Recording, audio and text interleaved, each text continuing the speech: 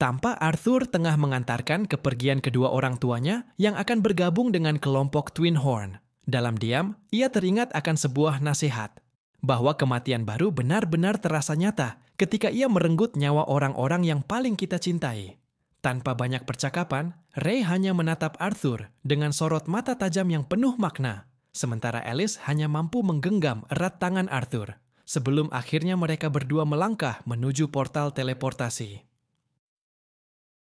Di momen itu, Arthur belajar bahwa setiap kematian semestinya menjadi pengingat bahwa dirinya harus melindungi orang-orang yang benar-benar ia sayangi. Malam pun tiba. Dalam keheningan, Arthur termenung, merenungi segala tindakannya. Di sisinya, Sylvie memberikan nasihat dengan lembut bahwa memulai perdebatan bukanlah cara perpisahan yang baik. Namun, menurut Arthur, setiap kali keluarganya merasa telah mengambil satu langkah ke depan, nyatanya mereka malah mundur 2 langkah ke belakang. Ia tidak mengerti mengapa orang tuanya tak mau mendengarkan sarannya, padahal tidak ada yang salah dengan apa yang ia katakan. Sylvie dengan bijaksana mencoba memahami sudut pandang orang tua Arthur. Menurutnya, mungkin saja Arthur terdengar seperti memaksa keluarganya untuk bersembunyi di tempat terpencil dan tidak melakukan apa-apa. Meski Arthur sempat membantah, namun Sylvie menegaskan bahwa itulah kenyataannya. Arthur hanya ingin keluarganya tahu bahwa kekhawatirannya muncul karena ia peduli. Karena ia adalah putra mereka dan rasa sayangnya begitu besar. Ia bersyukur karena Ellie tidak diikut sertakan dalam perang ini. Namun tetap saja, ia merasa orang tuanya tak seharusnya mempertaruhkan nyawa mereka. Sylvie terus berusaha menenangkan Arthur. Ia tahu betapa beratnya beban yang harus dipikul kedua orang tua Arthur setelah mengetahui kebenaran tentang siapa Arthur sebenarnya. Namun, mereka berdua kini tengah berusaha melakukan yang terbaik. Arthur yang penasaran pun bertanya, sejak kapan Sylvie tahu tentang jati dirinya yang sebenarnya? Dengan santai, Sylvie menjawab bahwa sejak awal, meski dulu ia terlalu kecil untuk benar-benar memahami semuanya. Ia mengaku, sejak lahir, dirinya selalu bisa mendengar isi hati dan pikiran Arthur. Mendengar itu, wajah Arthur seketika memucat lalu berubah merah padam karena malu. Ia selama ini mengira Sylvie hanya bisa mendengar jika ditanya langsung. Dengan sedikit candaan, Arthur bertanya apakah Sylvie benar-benar tahu segalanya. Sylvie pun mengangguk dan menjawab bahwa ia tahu bagaimana emosi Arthur selalu meledak-ledak ketika berurusan dengan Tessia.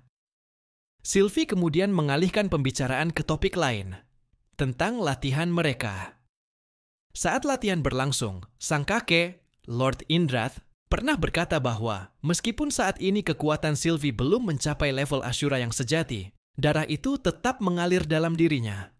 Dengan kata lain, meskipun Sylvie mampu bertarung bersama Arthur dalam perang ini, tetap saja ia masih bisa kalah. Sylvie menyampaikan bahwa cara terbaik untuk bertahan hidup adalah saling mengandalkan satu sama lain. Ia mengatakan hal itu karena ada beberapa hal yang belum bisa ia sampaikan pada Arthur. Sesuatu yang baru saja ia temukan. Ia merasa bahwa satu-satunya orang yang bisa ia percayakan untuk menjaga nyawanya hanyalah Arthur. Dengan lembut, Arthur mengelus kepala Sylvie dan berjanji akan melindunginya. Ia berkata, sejak lahir Sylvie telah bersamanya, dan karena itu ia sangat pantas untuk menjadi tempat Sylvie bersandar. Dalam hati, Arthur menyadari bahwa baru kali ini Sylvie menunjukkan rasa takut terhadap kehidupannya. Tentu saja, perang yang akan datang membuatnya sangat khawatir. Kekhawatiran Sylvie pun bukan tanpa dasar. Jika apa yang dikatakan Wilson benar, maka kapal-kapal yang sedang mendekat itu pasti membawa makhluk eksperimen Agrona, serta para penyihir yang memiliki darah Ashura dalam tubuh mereka. Tiba-tiba, suara Aldir mengejutkan Arthur. Tanpa permisi, ia menyebut nama Arthur dengan lantang. Arthur pun merasa kesal, menganggap Aldir seperti hantu tanpa sopan santun, karena masuk ke ruangan tanpa mengetuk terlebih dahulu.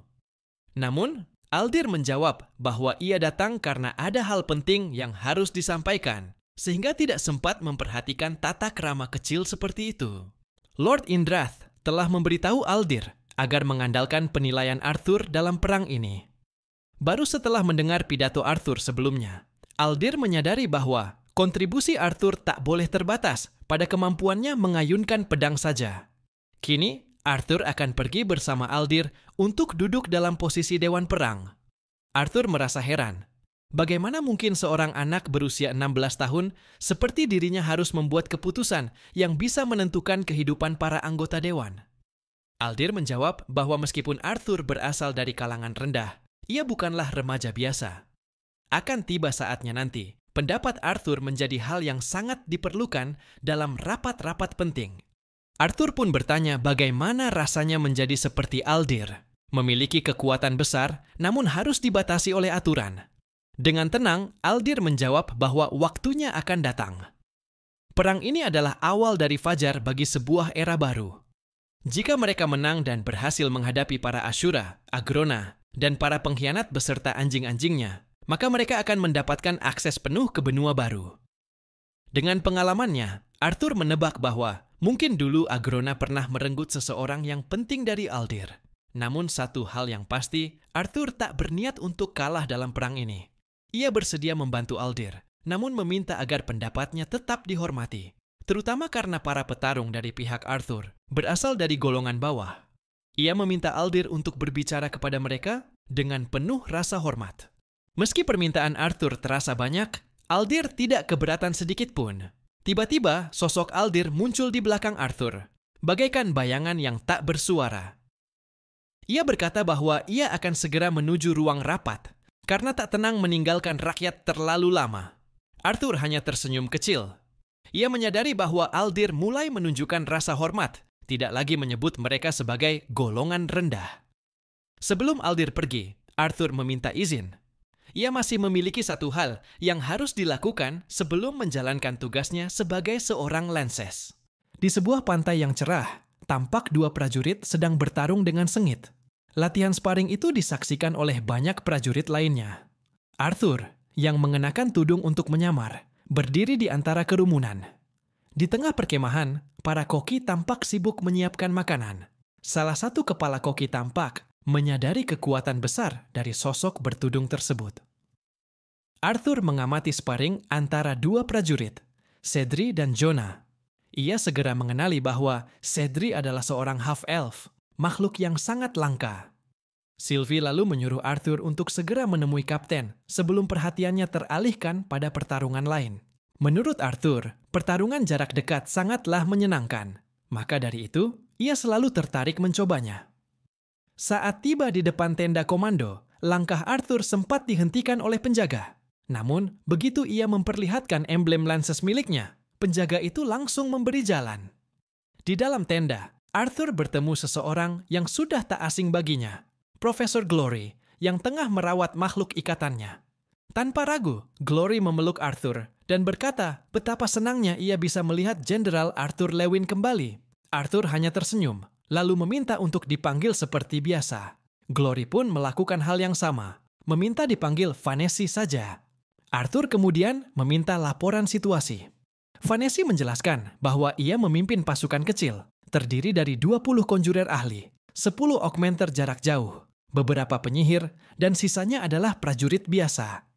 Kapten Audi dan pasukannya masih dalam perjalanan dari kota Mayburn untuk bergabung. Arthur sebenarnya tak menyangka ada kapal musuh yang berbelok hingga ke selatan. Ia telah menyiapkan rencana untuk menghadapi para Albedebah di pesisir. Meski belum yakin akan hasil akhirnya, menurut Arthur, paling tidak mereka bisa memperlambat laju musuh, atau jika beruntung, menenggelamkan kapal-kapal mereka. Untuk mencairkan suasana, Vanessa menawarkan alkohol. Awalnya Arthur menolak karena merasa belum cukup umur. Namun Vanessa berkata bahwa siapapun yang telah turun ke medan perang layak dianggap dewasa. Akhirnya Arthur meminum sedikit dari botol Vanessa. Sylvie sempat merasa heran karena Arthur malah merusak konsentrasi sebelum perang. Namun Arthur meyakinkannya bahwa satu tegukan tak akan berpengaruh besar.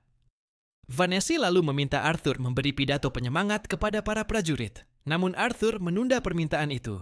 Ia hanya ingin menikmati waktu sebentar di camp. Sylvie tampak khawatir, menyadari bahwa nasib benua kini berada di tangan seorang partner yang cukup ceroboh. Sementara itu, Arthur menyelinap keluar dari tenda dan langsung berbaur dengan para prajurit. Ia penasaran siapa yang menang dalam sparring sebelumnya. Cedric atau Jonah. Setelah berkenalan, Cedric dan Jonah mengira Arthur adalah rekrutan baru. Keduanya tampak akrab dan saling bercanda. Arthur melihat kedekatan mereka mungkin lebih dari sekadar pertemanan biasa. Lamunan Arthur buyar ketika Herrick, pemenang sparring sebelumnya, menyapanya dengan nada menantang. Ia mengira Arthur hanyalah anak baru dan menantangnya bertarung. Cedric sempat memarahi Herrick karena memilih lawan yang lemah. Namun Arthur menerima tantangan itu. Herrick tak tahu siapa lawannya, mencoba memberikan pelajaran pertama. Jangan pernah lengah. Ia menarik Arthur saat berjabat tangan dan mendaratkan satu pukulan telak di pipinya. Arthur, yang sedikit terpengaruh alkohol, merasa indera tubuhnya menjadi agak tumpul. Herrick semakin sombong, mengira dirinya sudah unggul. Ia maju lagi dengan kekuatan mana yang meluap-luap. Namun, secepat kilat, kepala Herrick dicengkeram Arthur, dan satu pukulan keras dari Arthur langsung membuat Herrick terpental dan tersungkur tak berdaya. Satu serangan saja cukup untuk membuatnya kalah. Tiba-tiba, muncul seorang wanita dengan membawa tombak dan langsung menantang Arthur. Awalnya, ia berniat melawan Herrick, namun karena Herrick telah dikalahkan Arthur, maka mau tak mau ia harus menghadapi Arthur. Arthur sempat menolak menggunakan senjata dengan alasan pedangnya masih diperbaiki oleh pandai besi. Namun, seorang prajurit tiba-tiba memberikan pedang cadangan padanya. Tanpa banyak basa-basi, wanita bertombak itu langsung menyerang. Arthur segera menyadari bahwa semangat prajurit wanita ini berbeda. Tusukan-tusukannya cepat dan bertenaga, namun masih bisa dihindari dengan kelincahan Arthur. Dari cara dia mengendalikan mana, Arthur tahu lawannya ini lebih mahir daripada Herrick. Namun, tetap saja pengalaman tempurnya masih kurang. Dengan cepat, Arthur menjegal kakinya. Tapi wanita itu mampu melompat dan melakukan manuver akrobatik menggunakan tombaknya. Merasa terdesak, ia meminta rekan-rekannya untuk mundur. Ia berniat mengurung Arthur dalam sebuah sangkar tanah yang diciptakannya lewat manipulasi elemen. Arthur mengingatkannya bahwa ini hanya latihan, bukan pertarungan hidup dan mati. Tapi peringatan itu diabaikan. Sangkar tanah pun terbentuk, mengurung mereka berdua. Dalam diam, Arthur teringat kehidupannya dulu sebagai Raja Gri. Ia menyadari orang-orang akan merasa aman saat punya sekutu kuat. Prajurit akan jadi terbiasa mengandalkan satu sosok untuk menang. Sama seperti dulu, ketika perang sering berakhir dengan duel antar raja. Semua beban ditanggung satu orang saja. Arthur tidak ingin kehidupan barunya mengulang kesalahan yang sama. Ia ingin para prajurit tumbuh menjadi lebih kuat, bukan sekadar bergantung pada orang bergelar lances. Ia tahu betapa mudahnya terbuai oleh ilusi kekuatan, sebagaimana dirinya dulu saat pertama kali datang ke dunia ini. Tapi pelatihan bersama para Asura di Ebotus telah menyadarkannya. Tiba-tiba suara dentangan panci terdengar. Kepala koki memanggil semua orang untuk makan malam. Pertarungan pun bubar. Para prajurit berkumpul, menikmati makan malam sambil bercanda, bernyanyi dan tertawa. Mencoba menghibur diri sebelum kembali mempertaruhkan nyawa esok hari. Cedric tampak akrab dengan semua orang. Jonah mengakui bahwa Cedric memang begitu sejak kecil, meski hidupnya penuh kesulitan, hingga ia harus memprioritaskan saudara-saudaranya. Arthur memahami bahwa itulah alasan Cedric ikut berperang demi keluarganya. Dari obrolan singkat, Arthur menyimpulkan bahwa Jonah menjadi prajurit untuk mengikuti keputusan Cedric, dan ia bertarung sepenuh hati demi melindungi gadis itu. Dengan malu-malu Jonah membantah, tapi semakin ia menyangkal, semakin jelas perasaannya. Tiba-tiba, Cedric datang membawa segelas bir, membuat Arthur dan Jonah terkejut karena keduanya terlihat sangat akrab. Saat mereka asik berbincang, Bu Kepala Koki datang menghampiri Arthur. Ia mengaku telah menyaksikan pertarungan Arthur tadi, dan lebih penting lagi, ia juga melihat Arthur keluar dari tenda Kapten Glory. Karena itu, ia meminta Arthur membantunya meregangkan otot. Merasa tak enak hati, Arthur pun menyanggupi. Wanita itu memperkenalkan diri sebagai Astera. Sambil memperlihatkan sedikit aura mananya, ia menantang Arthur untuk sparring. Mengetahui kemampuan Arthur, Astera meminta Arthur untuk tidak menahan diri, agar para prajurit yang melihat bisa semakin bersemangat. Dengan sigap, Astera maju dan menebaskan serangannya. Arthur sempat terkejut, namun langsung menangkis tebasan kuat tersebut. Dari satu tebasan itu, Astera sudah yakin. Anak muda di hadapannya bukan prajurit biasa. Serangan demi serangan dilancarkan dan dihindari, seolah mereka sedang menari. Arthur berkata bahwa ia hanyalah prajurit biasa, sebagaimana Astera mengaku sebagai koki biasa. Namun, teknik mereka tak menunjukkan hal itu. Di tengah duel, Arthur mengira Astera pernah mengajar di Akademi Sirus. Namun dengan tegas Astera membantah sambil bergurau, lebih baik ia menelan 1 galon pasir daripada harus mengajar di sana.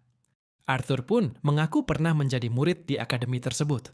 Astera mengungkapkan rasa muaknya terhadap para murid Akademi Sirus yang arogan.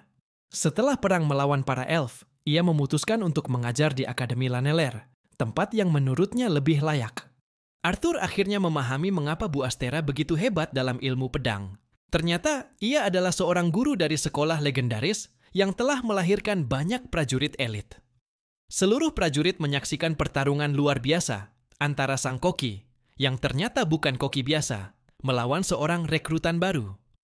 Bahkan Jonah sempat menawarkan Cedri untuk melawan pemenangnya, namun Cedri langsung menolak mentah-mentah.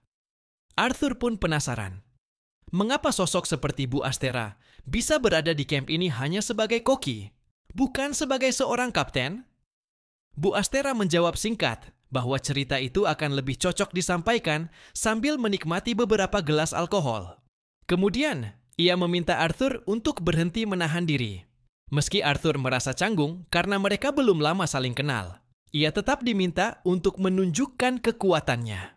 Bu Astera ingin memberikan pelajaran kepada para prajurit, sebuah pertarungan yang tak akan mereka lihat di sekolah manapun. Aura kuat mulai meluap dari tubuh Bu Astera, membuat semua orang, termasuk Arthur, merasakannya. Merasa terhormat, Arthur pun melepaskan sebagian kekuatannya. Ia menakar, apakah 40% kekuatannya cukup untuk pertarungan ini? Aura miliknya pun menyembur keluar, tak kalah hebatnya. Melihat itu, Bu Astera terkejut. Ia tak habis pikir, mengapa bakat seperti Arthur bisa berada di Akademi Sirus yang dikenal payah. Ia bahkan heran mengapa Arthur masuk Akademi Sihir, padahal jelas-jelas ia memiliki kemampuan pedang luar biasa. Tanpa menahan diri, Bu Astera melompat dan menyerang.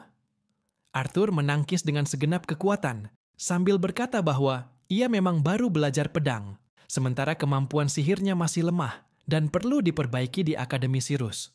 Tebasan mereka beradu keras. Percikan api beterbangan. Arthur menyadari bahwa Bu Astera bertarung layaknya seorang veteran. Dari kejauhan, Jonah dan Cedri menyaksikan pertarungan itu dengan saksama. Cedri menyadari bahwa Bu Astera bertarung seolah mempertaruhkan nyawa, sementara Arthur masih menyimpan banyak tenaga.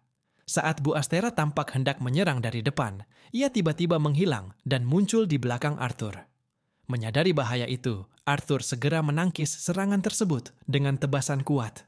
Namun karena kekuatannya terlalu besar, pedang yang ia genggam pun hancur berkeping-keping. Bu Astera terkejut, sedangkan Arthur hanya tersenyum, mengakui kekalahannya, dan meminta maaf karena telah merusak pedang milik orang lain. Ia berjanji akan menggantinya. Tiba-tiba, Kapten Glory muncul, mengejutkan Arthur. Namun, Glory hanya memberikan tepuk tangan meriah untuk semua orang dan tidak mengungkap identitas Arthur. Ia mengajak semua untuk menikmati malam ini, lalu pergi. Suasana pun berubah menjadi penuh sukacita. Tawa, candaan, dan cerita mengisi malam itu. Bahkan Cedri yang mulai mabuk mulai menantang siapa saja yang ia temui. Sementara Jonah sibuk menahan sahabat kecilnya itu, hingga mereka pun kembali berdebat seperti biasa. Sementara itu, Arthur duduk sendirian di samping api unggun, menatap gelas bir di tangannya. Sylvie muncul dari balik bayangan dan menggoda bahwa Arthur tampaknya menikmati sparring tadi. Arthur mengangguk dan mengaku senang karena jarang menemukan lawan tanding yang sepadan. Arthur mengungkapkan bahwa ia ingin menjadi prajurit biasa untuk sementara waktu. Ia ingin menikmati hal-hal kecil dan membaur dengan para prajurit.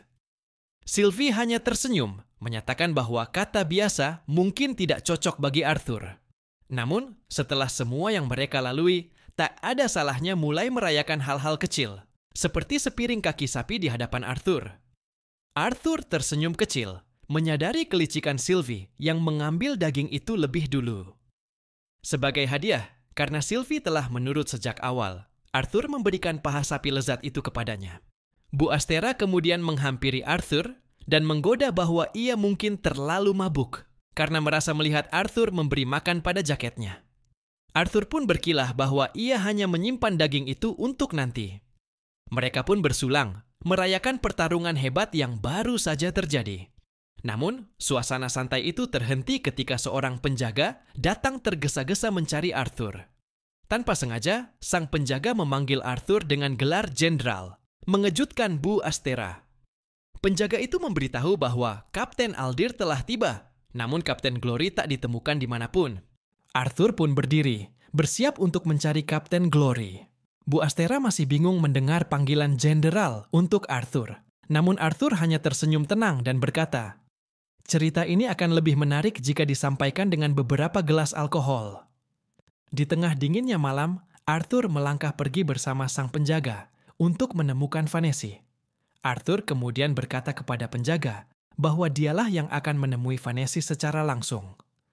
Sedangkan untuk Kapten Audir, Arthur memerintahkannya agar datang menemuinya keesokan pagi saja, mengingat dirinya saat ini telah terlalu banyak minum alkohol. Sesuatu yang membuatnya tidak dalam kondisi terbaik untuk menjamu tamu malam itu.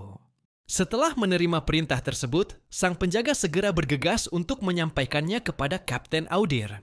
Tak lama, Sylvie muncul dari balik mantel Arthur dan bertanya apakah tindakan mereka ini akan mengganggu waktu Vanessa. Namun Arthur menjawab, tidak apa-apa jika mereka sedikit mengganggu, karena ia harus memastikan sendiri kondisi Vanessa dan segala sesuatu yang dianggap berharga. Dengan membungkus kakinya dengan mana angin, Arthur melompat tinggi, seolah terbang di udara menuju tempat Vanessa berada. Vanessa yang saat itu sedang termenung di tepi tebing, menyodorkan minumannya kepada Arthur. Awalnya Arthur ingin menolak dan hendak menasihati Vanessa, namun wajahnya yang sudah mabuk justru mematahkan maksud nasihat itu sendiri. Pada akhirnya, ia pun ikut meneguk minuman tersebut.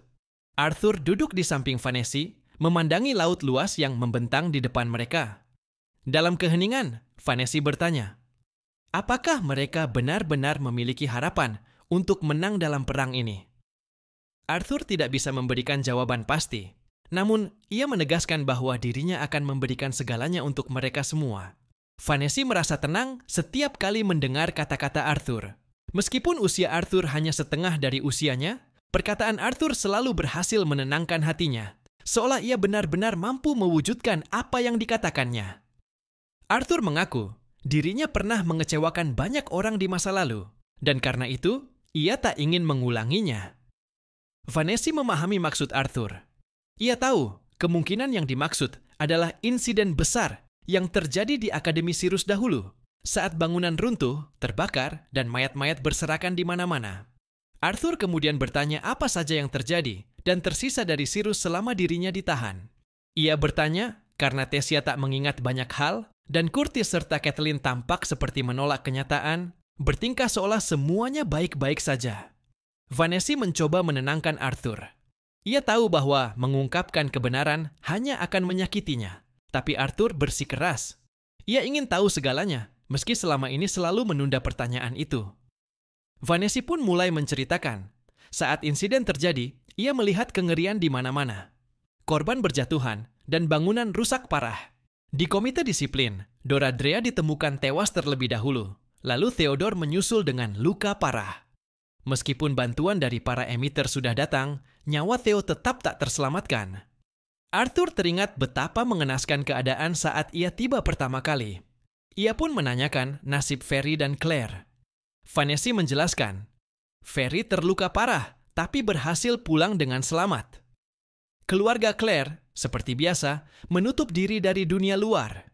Namun kabar terakhir yang diterima Vanessa, Claire masih hidup, meski kondisinya tidak diketahui pasti. Mendengar itu, Arthur sedikit lega. Setidaknya mereka masih selamat.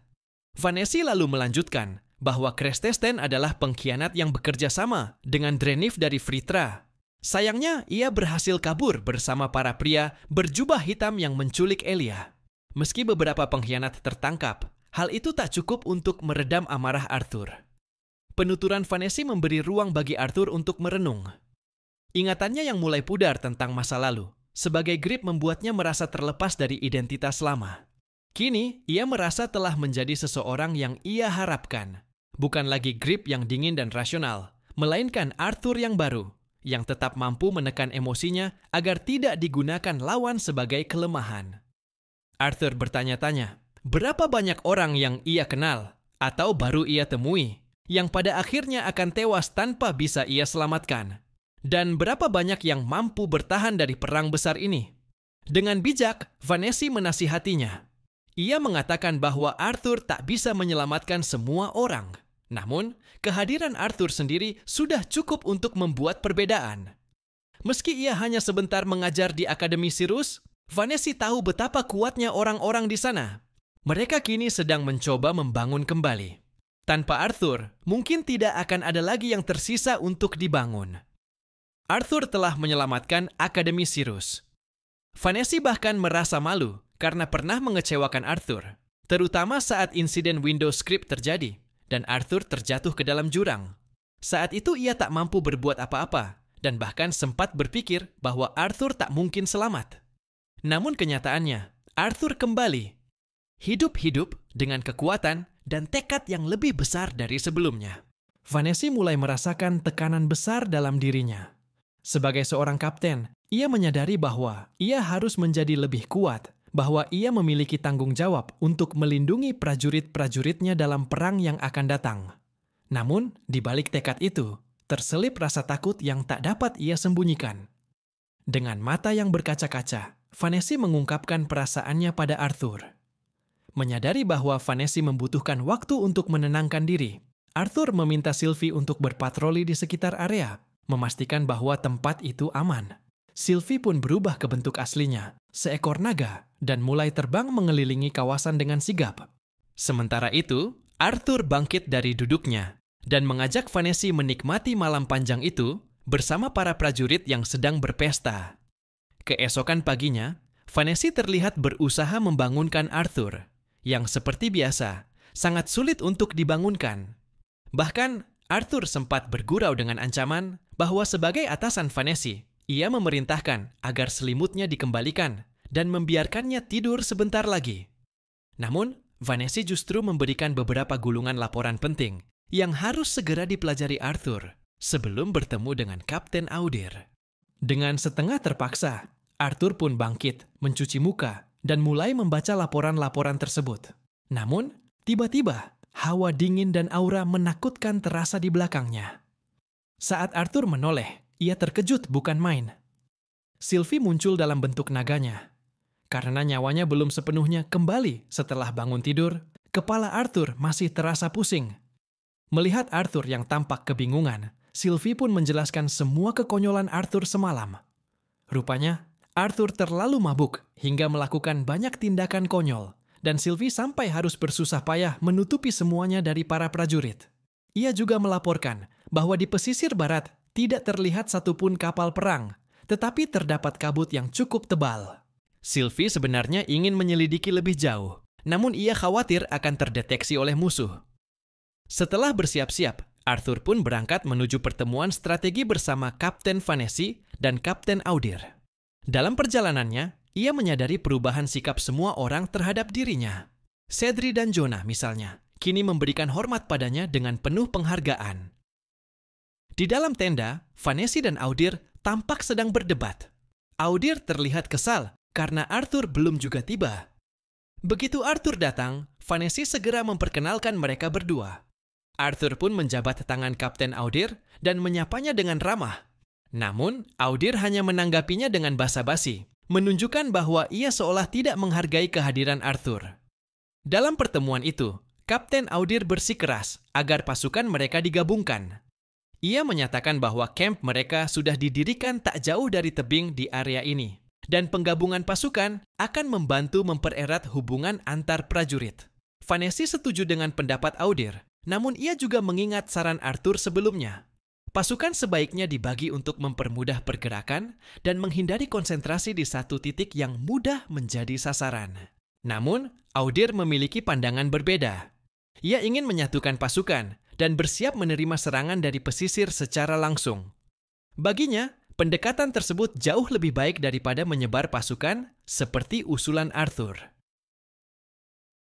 Vanessa lalu menegaskan bahwa tanggung jawab divisi mereka berasal dari Komandan Virion, yang telah mempercayakan pengawasan divisi tersebut kepada mereka. Dengan nada cukup sinis, Audir menyahut bahwa meskipun Jenderal Lewin adalah seorang lanses yang agung dan bertanggung jawab untuk memastikan kesiapan mereka, sebagai kapten, merekalah yang paling memahami divisi masing-masing. Dalam hati, Sylvie sangat ingin menampar wajah pria sombong itu. Namun, hal itu ditahan oleh Arthur, yang merasa bahwa kehadirannya sudah tidak diperlukan lagi. Ia pun berpamitan dan menyatakan akan mengambil makanan terlebih dahulu karena merasa sangat lapar. Saat itu, Vanessa sempat bertanya pada Arthur. Menurutnya, keputusan seperti apa yang seharusnya diambil saat ini? Arthur dengan tegas menjawab bahwa sangat tidak bijak untuk mengalokasikan seluruh pasukan di satu titik saja. Dengan nada angkuh, Audir kembali menyanggah pendapat Arthur. Menurutnya, dari mana lagi musuh akan menyerang kalau bukan dari arah pesisir pantai? Arthur, yang mulai kehilangan kesabaran, akhirnya angkat bicara dengan nada dingin. Ia menyatakan bahwa sejak awal ia telah mencoba bersikap sopan. Seperti yang mereka semua ketahui, Komandan Virion sendiri yang memintanya berada di tempat ini untuk mempersiapkan skenario terburuk. Itulah pendapat Arthur dari sudut pandangnya.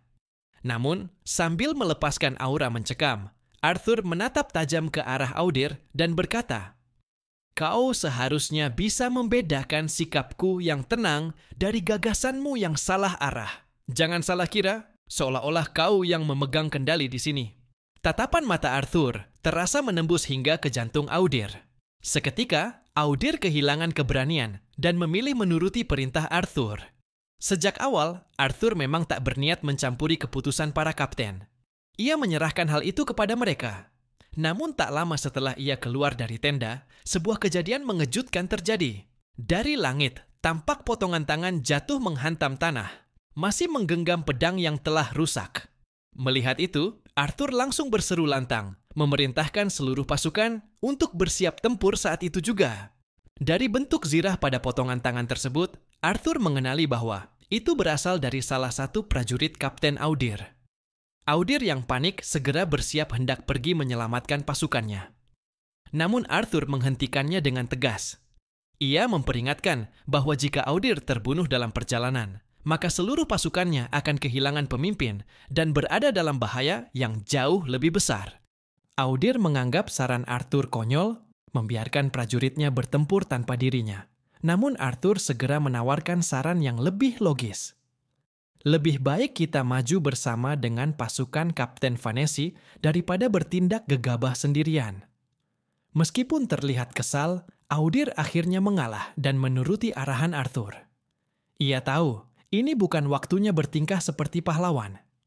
Untuk pergerakan taktis, pasukan Vanessa pun dibagi menjadi beberapa unit kecil. Setiap unit terdiri dari augmenter, pemanah, dan conjurer. Augmenter ditempatkan di sisi luar untuk menjaga lini serang dan bertahan. Conjurer dan pemanah di tengah sebagai penyerang utama. Sementara bagian depan diisi prajurit dengan peran sebagai perisai penahan serangan awal. Para pemimpin unit berada di bagian belakang, memberikan komando sekaligus melindungi bagian dalam. Meskipun saat ini mereka berada di dekat perbatasan Darv, Arthur merasa ada sesuatu yang tidak beres. Serangan ini mungkin saja bukan dari Parabis, melainkan dari kelompok radikal yang menentang perang dengan Alakrea. Namun, insting Arthur berkata lain. Ada sesuatu yang lebih besar sedang terjadi. Sebelum berangkat, Arthur memastikan keadaan Buastera yang tidak ikut ke medan perang. Bersama beberapa augmenter lainnya, Buastera bertugas menjaga camp. Ia hanya berpesan satu hal kepada Arthur. Berhati-hatilah. Akhirnya, Arthur pun bersiap untuk berangkat. Ia meminta Sylvie untuk segera siaga dan tetap waspada. Awalnya, Sylvie tampak ragu untuk berubah ke wujud aslinya. Terlalu cepat dan mereka masih berada di ruang terbuka. Namun, Arthur tak punya pilihan lain. Ia harus segera memahami situasi medan pertempuran. Ia meminta Sylvie untuk terbang tinggi dan menjaga jarak agar tidak terdeteksi oleh musuh. Sosok mitos itu pun mengepakkan sayapnya, membawa Arthur terbang menembus awan. Semua orang hanya bisa menatap kepergian Arthur yang tampak gagah menunggangi makhluk langka itu. Sebelum mereka mencapai medan pertempuran, Sylvie memberitahu Arthur sebuah hal penting. Ia mengaku bahwa dirinya memiliki batasan dalam membantu Arthur karena tengah menjalani proses awakening atas perintah kakeknya, Lord Inder. Ia harus menunggu sampai kekuatan Aidernya benar-benar bangkit dan berada sepenuhnya di bawah kendalinya. Dengan suara menyesal, Sylvie meminta maaf karena baru memberitahu Arthur sekarang. Ia tak sempat menjelaskan sebelumnya, namun Arthur mengerti. Ia tahu Sylvie pasti melewati pelatihan berat dan dibebani berbagai syarat oleh garis keturunannya. Karena itu, ia tak mempermasalahkan kondisi Sylvie dan memilih untuk memahami keterbatasannya. Dari udara, mereka melihat pertempuran besar di bawah sana. Pasukan sekutu tengah bertarung sengit melawan makhluk-makhluk keji. Arthur, yang telah berpengalaman menghadapi kekacauan perang, langsung menyadari bahwa ini adalah hasil dari kesalahan perhitungan yang sangat parah. Ia merasa heran dan marah. Bagaimana mungkin bajingan-bajingan Alakria bisa menyusup sejauh ini tanpa terdeteksi? Bahkan saat Sylvie memeriksa area pesisir, tak terlihat satupun kapal musuh. Arthur kemudian meminta Sylvie untuk terbang lebih tinggi, tetap tersembunyi sambil mengikuti jejak musuh. Ia ingin mengetahui dari mana sebenarnya pasukan Alakria ini datang. Karena itu, Arthur memutuskan untuk membagi tugas. Dirinya akan turun langsung ke medan tempur, sementara Sylvie menyelidiki sumber kemunculan mereka. Sylvie terlihat khawatir. Jika ia menjauh, ia tak akan bisa membantu Arthur saat bertempur. Namun, Arthur tak bisa mundur. Ia yakin, bahkan dengan kekuatan penuh pasukan yang dipimpin oleh Vanessa, perang ini tidak akan berakhir dengan kemenangan jika dirinya tidak ikut bertarung. Ia merasakan firasat buruk yang mengganggu. Jika dugaannya benar, maka pertempuran ini jauh dari sekadar melawan para Alakria biasa. Hanya Sylvie yang mampu terbang dan kembali dengan cepat dari sumber musuh. Maka, meskipun dengan berat hati, Sylvie menyetujui rencana Arthur. Namun, ia berjanji, jika ia merasakan Arthur berada dalam bahaya, ia akan datang membawanya pergi, sadar ataupun tidak. Dengan itu, mereka pun berpisah, menjalankan tugas masing-masing. Di medan pertempuran, Kapten Glory tampak sibuk mengoordinasikan pasukan agar mengikuti rencana yang telah disusun. Tiba-tiba, muncul sosok misterius tepat di belakangnya. Refleks, sang kapten langsung menebaskan dua pedangnya ke arah sosok itu. Namun, langkahnya terhenti begitu mengetahui bahwa sosok tersebut adalah Arthur. Arthur lalu menjelaskan rencananya serta kondisi Sylvie kepada Vanessa. Ia tampak telah siap sepenuhnya untuk menghadapi musuh. Ada perasaan tak mengenakan di dadanya, semacam firasat buruk yang kian nyata. Untuk alasan yang tak sepenuhnya ia pahami, Arthur merasa bahwa musuh yang mereka hadapi, seperti Fitra, bukanlah sekadar manusia.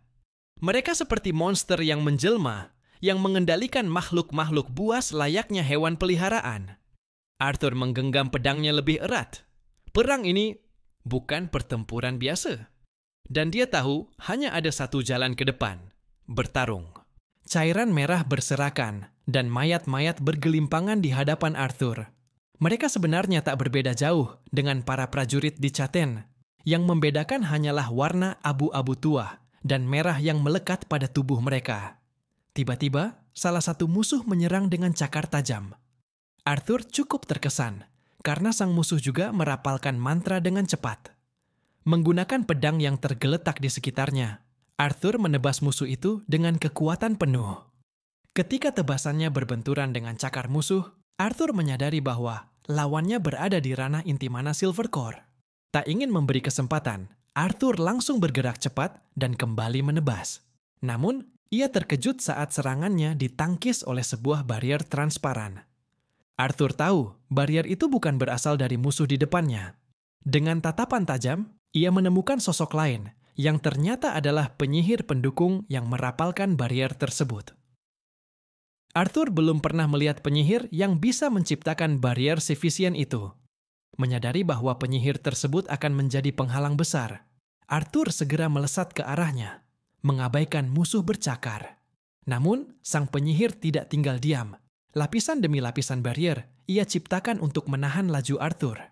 Sementara itu, musuh bercakar, kembali menyerang dari belakang dengan kekuatan penuh. Arthur pun dengan cerdik memanipulasi tanah di sekitarnya dan menghantam perut musuh itu dengan telak. Namun, ada yang aneh. Para musuh ini bertarung seperti augmenter berpengalaman, tetapi tubuh mereka tampak tidak dilindungi oleh mana. Cara bertarung mereka terasa tidak masuk akal. Arthur juga menyadari hal ganjil lainnya. Pasukan di Jaton tampak tidak bisa melihat pertarungannya. Seakan-akan seluruh area ini terisolasi. Ia menduga sihir ilusi sedang menutupi area pertempuran ini. Salah satu musuh yang terluka meminta perlindungan dan penguatan total dari rekan supportnya. Melihat betapa asing dan terkoordinasinya gaya bertarung musuh, Arthur menyadari bahwa ia perlu menggali lebih banyak informasi demi keuntungan pihak Jaton. Meski lawan-lawan mereka cukup terorganisasi, kemampuan mereka tetap tak sebanding dengan Kodri, pikir Arthur. Tebasan-tebasan cepat dan kuat dari Arthur dapat dihindari lawan, namun ia terus meladeni mereka sambil mencermati tiap pergerakan. Akhirnya, Arthur berhasil mengecoh musuh dengan bergerak secepat kilat ke belakang dan melumpuhkannya. Namun sebelum itu, ia sempat kagum pada kemampuan sang support yang berhasil menahan serangan pertamanya dengan barrier. Arthur segera ingin mengakhiri gangguan dari penyihir support tersebut, tetapi dari arah lain, tembakan bola api kuat meluncur ke arahnya. Dengan tarian pedang yang cepat dan presisi, Arthur mampu menangkis semuanya. Ia segera mendeteksi kehadiran musuh lain yang tampak merepotkan. Tanpa ragu, Arthur melemparkan pedangnya yang sudah dilapisi sedikit mana ke arah musuh itu. Namun, sekali lagi, support musuh menciptakan barrier pelindung untuk menyelamatkan rekan mereka. Beberapa akumar petarung mulai mengepung Arthur. Ia merasa permainan ini sudah cukup, dan karena tidak ada yang bisa menyaksikan pertarungan tersebut, Arthur pun tak lagi perlu menahan diri. Dengan bebas, ia mengeluarkan sebagian kekuatannya. Aura petir berwarna hitam, keunguan, menyelimuti seluruh tubuhnya. Dengan Beast Wheel yang diaktifkannya, Arthur mampu melihat esensi yang tak kasat mata bagi manusia biasa. Ia bisa membedakan siapa yang menggunakan ilusi dan siapa yang hanya bertarung tanpa kemampuan sihir. Setelah menganalisis informasi tersebut, Arthur akhirnya memahami cara unit-unit Alakria bekerja. Puluhan musuh menyerang bersamaan, dan seorang penyihir jarak jauh pun menembakkan bola api ke arah Arthur. Dengan sigap, Arthur melemparkan tubuh salah satu petarung musuh ke arah serangan itu, lalu melumpuhkan semua lawan dengan mudah. Kini, setelah memahami pola formasi Alakria dan menggunakan rim health-nya, semua terasa lebih sederhana bagi Arthur. Serangan kilat hitam miliknya menghabisi musuh-musuh yang sebelumnya tampak merepotkan. Bahkan barikade yang sebelumnya mampu menghalangi tebasannya, kini hancur layaknya kaca rapuh. Pertempuran itu telah berlangsung lebih dari 1 jam. Asap pertempuran tak lagi mampu menutupi bau darah dan daging terbakar yang memenuhi udara. Arthur pun mengeluarkan pedang balatsnya, lalu mengeliminasi setiap musuh yang terlihat. Namun, dengan jumlah penyihir musuh yang jauh lebih banyak, situasi menjadi semakin tidak menguntungkan bagi pihak di Jaten. Arthur menyadari, teknik bertarung para Alakria tak bisa dipecahkan hanya dalam 1 kali pertempuran. Dengan seluruh pengetahuan yang ia miliki, tubuh Arthur bergerak nyaris tanpa berpikir, melintasi medan perang. Tugasnya hanya satu, membunuh siapapun yang menghalangi jalannya. Tak ada sepatah kata pun terucap darinya. Hanya suara peperangan, tangisan liar, dan teriakan buas yang terdengar. Mungkin jika manusia bertarung dengan kata-kata dan bukan senjata, darah tak akan tertumpah. Namun selama manusia masih menggenggam senjata, maka kata-kata akan kehilangan makna dan roda kematian akan terus berputar. Saat itulah tragedi memilukan terjadi. Seorang musuh siap menebas kepala Sedri dari belakang. Serangan mematikan itu hampir tak terhindarkan. Namun, dengan refleks yang luar biasa, Sedri berhasil mengelak, lalu membalas dengan pukulan keras yang diperkuat mana ke arah rusuk musuh, menjatuhkannya seketika.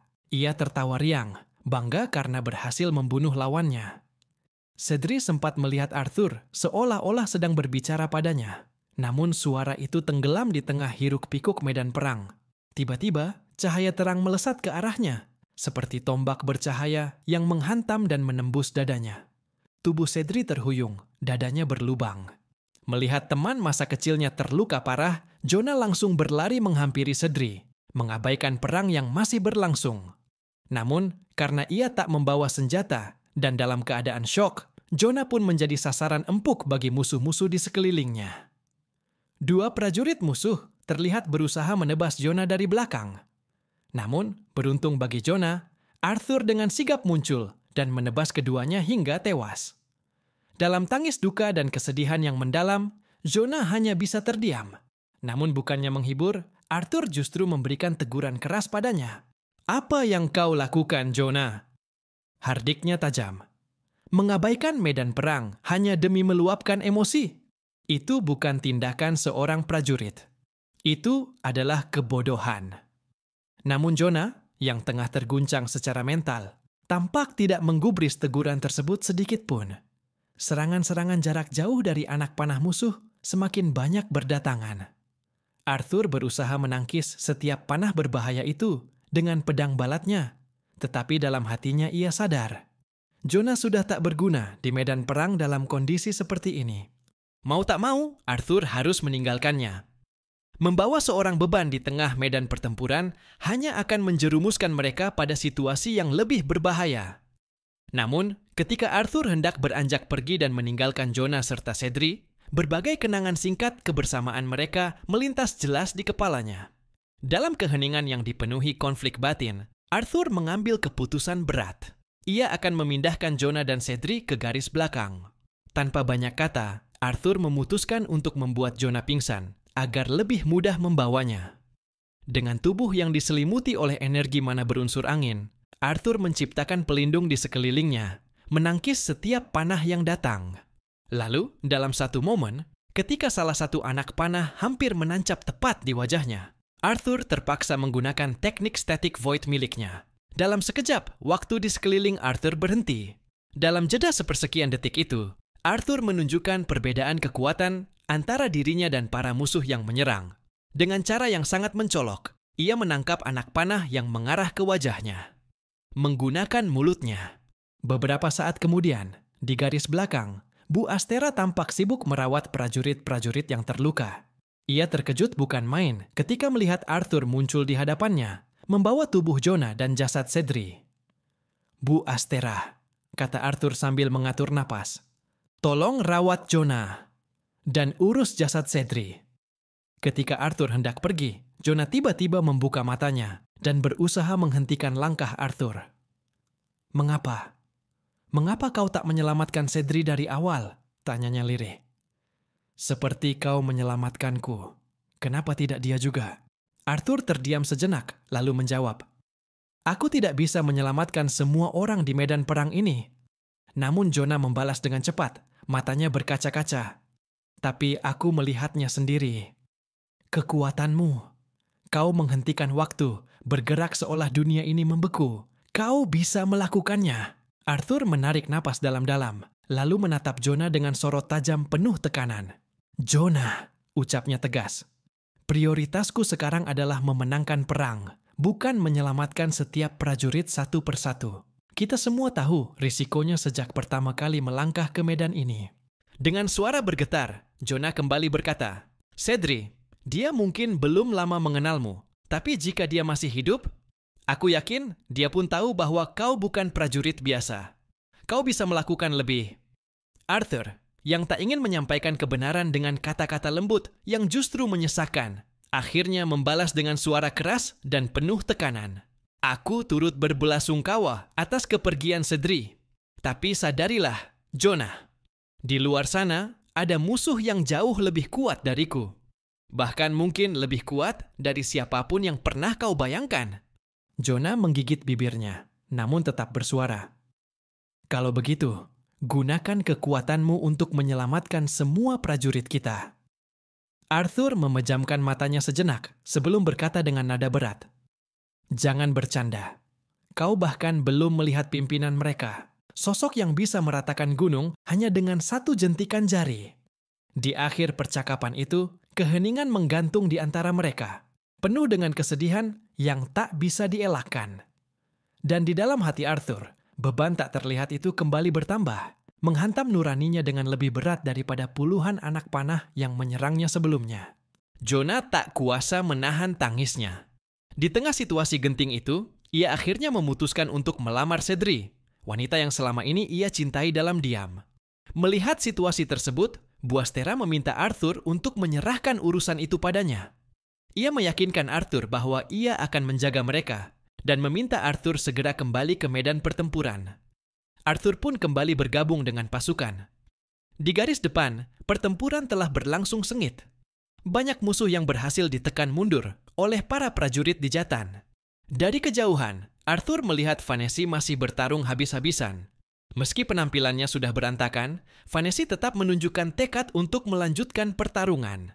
Namun tiba-tiba, suara Sylvie terdengar di kepala Arthur. Dengan nada serius, Sylvie memperingatkan bahwa ada sosok yang sangat kuat sedang bergerak mendekat ke arah mereka.